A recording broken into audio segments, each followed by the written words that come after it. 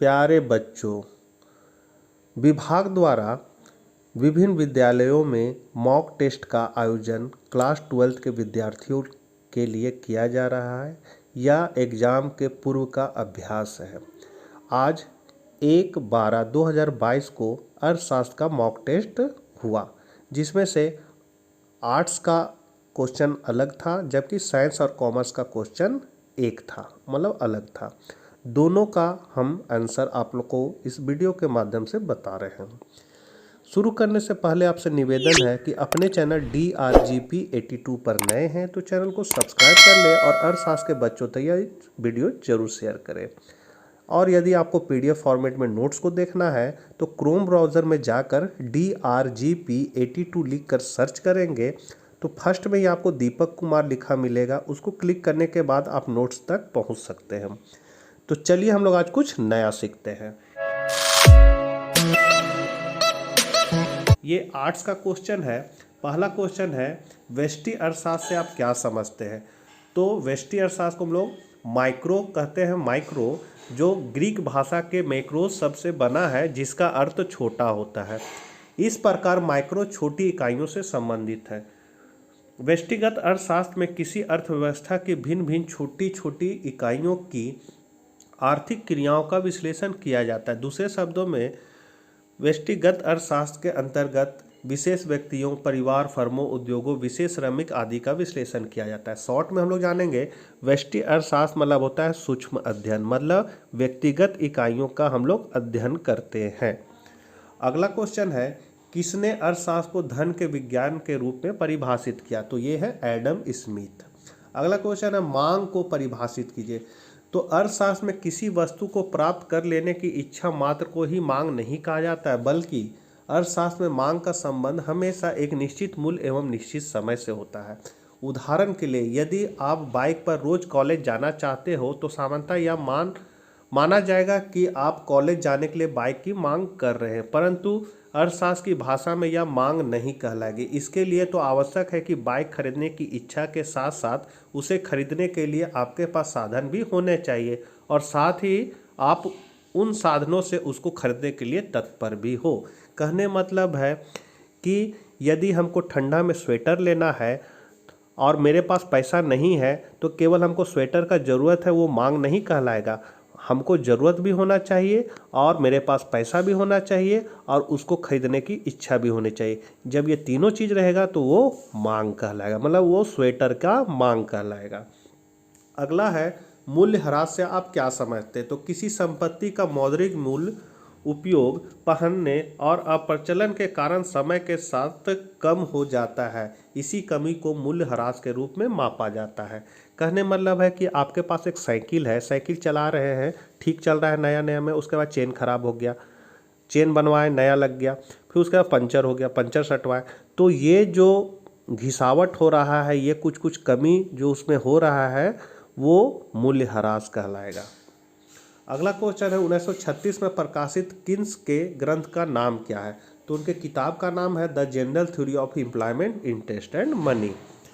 अगला है, लघुत्तरीय 5x4 मतलब 20 नंबर का किसी अर्थव्यवस्था के किन्हीं 3 केंद्रीय समस्याओं को लिखे। तो अर्थव्यवस्था की 3 केंद्रीय समस्या क्या है? तो किन वस्तुओं का उत्पादन किया जाए। केंद्रीकृत समाजवादी या बाजार अर्थव्यवस्था मतलब पूंजीवादी को यह निश्चित करना होता है कि किन वस्तुओं का उत्पादन किया जाए। पूंजीवाद में कीमत प्रणाली और समाजवाद में समाज या सरकार के आदेश अनुसार वस्तुओं का उत्पादन होता है। दूसरा है, उत्पादन का ढंग या तरीका क्या हो। तो वस्तुओं का उत्पादन किस ढंग, तरीके या तकनीक के आधार पर हो, पूंजी गहन तकनीक या श्रम गहन तकनीक का प्रयोग किया जाए। तीसरा है, उत्पादन किनके मतलब लोगों के लिए किया जाए। तो वस्तुओं और सेवाओं का उत्पादन किन लोगों या वर्ग के लिए किया जाए। पूंजीवाद में कीमत अदा करने वाले के लिए एवं समाजवाद में कमजोर वर्ग एवं आवश्यकता वाले वर्ग के लिए उत्पादन किया जाता है। फिर है, साधनों का प्रयोग और उत्पादन कुशलता कैसे प्राप्त की जाए। तो इसका है, अर्थव्यवस्था की एक समस्या यह है कि साधनों का संपूर्ण प्रयोग कुशलतापूर्वक कैसे किया जाए। और 5वां समस्या है, पूर्ण रोजगार एवं आर्थिक विकास कैसे किया जाए। तो अर्थव्यवस्था में या एक समस्या यह भी रहती है कि पूर्ण रोजगार की समस्या कैसे दूर की जाए और आर्थिक विकास कैसे किया जाए। अगला क्वेश्चन है प्रतिस्थापक एवं पूरक वस्तुओं के उदाहरण दें। तो प्रतिस्थापक वस्तु मतलब होता है एक के जगह जहां हम दूसरा का प्रयोग करते हैं, जैसे चाय के जगह कॉफ़ी मतलब चाय कॉफ़ी, चीनी के जगह पर गुड़ मतलब चीनी गुड़, और पेप्सी और कोको कोला, ये सब प्रतिस्थापक वस्तु है। और दूसरा है पूरक वस्तु का उदाहरण देना है। पूरक वस्तु मतलब होता है कि एक के बिना हम दूसरा का प्रयोग नहीं कर सकते, जैसे चाय और चीनी, जूते और जुराबे, पेन और स्याही, कार और पेट्रोल।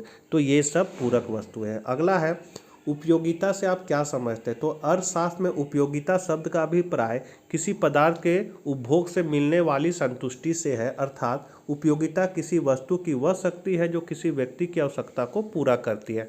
जैसे अगर हम कलम से लिख रहे हैं तो वह मेरी आवश्यकता को संतुष्ट कर रही है, तो वो कलम से हमको उपयोगिता मिल रही है। फिर है मांग की रेखा नीचे दाहिनी ओर क्यों झुकती है। तो हम जानते हैं कि मूल्य बढ़ने से मांग घटती है और मूल्य घटने से मांग बढ़ती है। इसे मांग का नियम दर्शाता है। मूल्य और मांग में विपरीत संबंध होने के कारण मांग वक्र ऊपर से नीचे दाहिनी ओर झुकती है। इसे निम्न प्रकार से हम लोग समझ सकते हैं।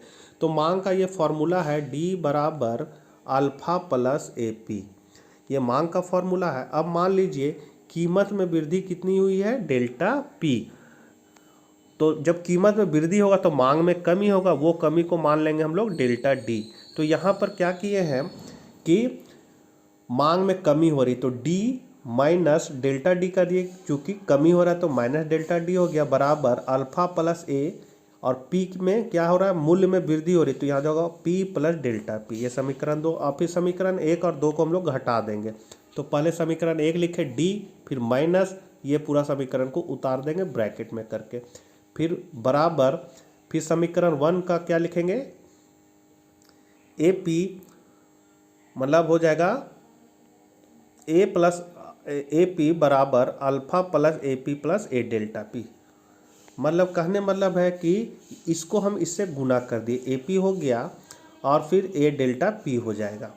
उसके बाद यहाँ पर हम लोग क्या करेंगे, ब्रैकेट खोल देंगे तो सारा प्लस हो जाएगा, यहाँ भी ब्रैकेट खोलेंगे सारा साइन बदल के माइनस हो जाएगा। फिर सब हम लोग काट देंगे, इससे ये कट गया और इससे ये कट गया, इससे ये कट गया, तो बच क्या गया मेरा, डेल्टा डी और माइनस ए डेल्टा पी बच गया। फिर इसका डेरिवेटिव निकालेंगे, इसका डेरिवेटिव होगा डेल्टा डी डेल्टा डी बटा डी डेल्टा पी बराबर, यहाँ डेल्टा पी का डेरिवेटिव 1 होगा, इसलिए माइनस ए को 1 से गुना करें तो माइनस ए हो जाएगा। और माइनस ए जो है या अल्फ़ा जो है वो क्या है, तो मांग का ढाल है जो ऋणात्मक आया है, अतः मांग वक्र ऊपर से नीचे दाहिनी ओर गिरती है। इसके पीछे क्या कारण है, तो इसके पीछे पहला कारण है सीमांत उपयोगिता ह्रास नियम। तो वस्तु की सीमांत उपयोगिता एमयू के आधार पर ही कोई व्यक्ति किसी वस्तु की कीमत देना चाहता है। अधिक सीमांत उपयोगिता पर अधिक कीमत तथा मांग, जबकि कम सीमांत उपयोगिता पर कम कीमत तथा मांग होती है। चूंकि सीमांत उपयोगिता रेखा ऊपर से नीचे झुकी रहती है, इसलिए मांग की रेखा भी ऊपर से नीचे दाहिनी ओर झुकती है। फिर है आय प्रवाह। एक वस्तु की कीमत में परिवर्तन होने के फलस्वरूप खरीदार की वास्तविक आय में परिवर्तन होने के कारण वस्तु की मांगी गई मात्रा में होने वाले परिवर्तन को आय प्रभाव कहा जाता है। अगर कीमत अधिक हो जाती है तो उपभोक्ता की उस वस्तु के रूप में वास्तविक आय घट जाती है, जिससे मांग घट जाती है। तीसरा है सम सीमांत उपयोगिता नियम। तो प्रत्येक वस्तु की मात्रा अधिक खरीदने से उसकी सीमांत उपयोगिता कम हो जाती है, इसलिए उपभोक्ता उस वस्तु की अधिक मात्रा तभी खरीदेगा जब उस वस्तु की कीमत कम होकर सीमांत उपयोगिता के बराबर हो जाएगी। इससे स्पष्ट होता है कि कीमत कम होने पर वस्तु की अधिक मात्रा खरीदी जाएगी तथा कीमत बढ़ने पर कम मात्रा खरीदी जाएगी। और चौथा पॉइंट है उपभोक्ता की संख्या में परिवर्तन। प्रोफेसर मेयर्स ने इस तथ्य को स्पष्ट किया है कि जब किसी वस्तु के मूल्य में कमी होती है तो उसके क्रेताओं की संख्या में वृद्धि हो जाती है, अतः वस्तु की बाजार मांग बढ़ जाती है। इसके विपरीत जब किसी वस्तु का मूल्य बढ़ जाता है तो बहुत से क्रेता जिनकी आय कम होती है इस वस्तु का क्रय बंद कर देता है, अतः वस्तु की मांग घट जाती है। अगला क्वेश्चन है आय के चक्रीय प्रवाह को समझाएं। तो सन 1758 में क्वीने ने आय और उत्पादन के चक्रीय प्रवाह की रचना की थी। 19वीं शताब्दी के मध्य में कार्ल मार्क्स ने आय और उत्पादन के चक्रीय प्रवाह के बारे में चर्चा की। ये है चक्रीय प्रवाह, यहाँ आय है, यहाँ व्यय है। पहले कोई कमाता है पैसा तो वो खर्चा करता है, मतलब व्यय करता है, और जब वो खर्चा करता है तब फिर खर्चा को पूरा करने का उत्पादन होता है। तो ये आय और व्यय के बीच चक्र घूमते रहता है, जिसको आय का चक्रीय प्रवाह कहते हैं। तो आय और उत्पाद के चक्रीय प्रवाह से अभिप्राय अर्थव्यवस्था के विभिन्न क्षेत्रों में मौद्रिक आय के प्रवाह या वस्तु और सेवाओं के चक्रीय रूप में प्रवाह से है।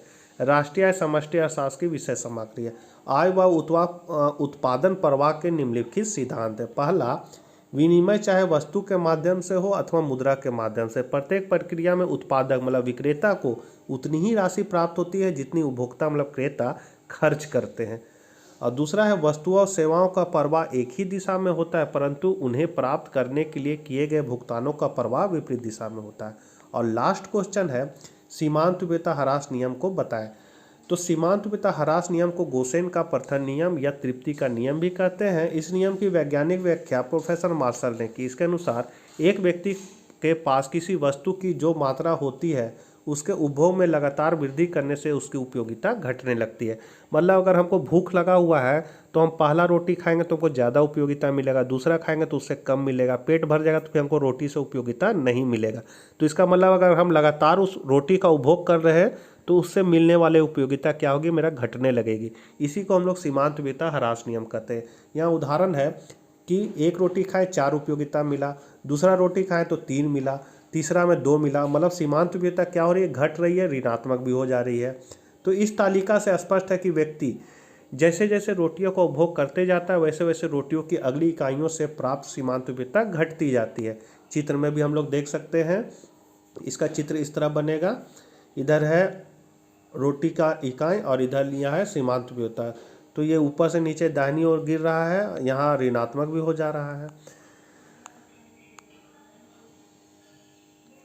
चित्र में एमयू सीमांत उपयोगिता की रेखा जो रोटी की विभिन्न इकाइयों से प्राप्त सीमांत उपयोगिता को बदलाकर सीमांत उपयोगिता ह्रास नियम को स्पष्ट करती है। व्यक्ति को पहली रोटी से 4, दूसरी से 3, तीसरी से 2 और चौथी से 1 उपयोगिता मिलती है, जो उसकी भूख की पूर्ण संतुष्टि का घोतक है। चित्र यह भी दिखलाता है कि उसे 5वीं रोटी से 0 तथा 6ठी और 7वीं रोटी से क्रमशः -1 और -2 के बराबर ऋणात्मक उपयोगिता मिलती है। इस प्रकार स्पष्ट है कि हर अगली रोटी की इकाई से सीमांत उपयोगिता घटती जाती है। वस्तु की सीमांत उपयोगिता के आधार पर ही व्यक्ति किसी वस्तु की कीमत देना चाहता है। अधिक सीमांत उपयोगिता पर अधिक कीमत तथा मांग, जबकि कम सीमांत उपयोगिता पर कम कीमत तथा मांग होती है। चूंकि सीमांत उपयोगिता रेखा ऊपर से नीचे दाहिनी ओर झुकती है, इसलिए मांग रेखा भी ऊपर से नीचे दाहिनी ओर झुकती है। तो यह था आर्ट्स का क्वेश्चन मतलब मॉक टेस्ट का क्वेश्चन का हल। अब अगला वीडियो में हम लोग साइंस के मॉक टेस्ट के क्वेश्चन का हल को देखेंगे। तो मिलते हैं इसी तरह के वीडियो के साथ। वीडियो को जरूर शेयर कीजिएगा और कोई दिक्कत हो तो कमेंट कीजिएगा। तब तक के लिए आज्ञा दीजिए, बाय बाय।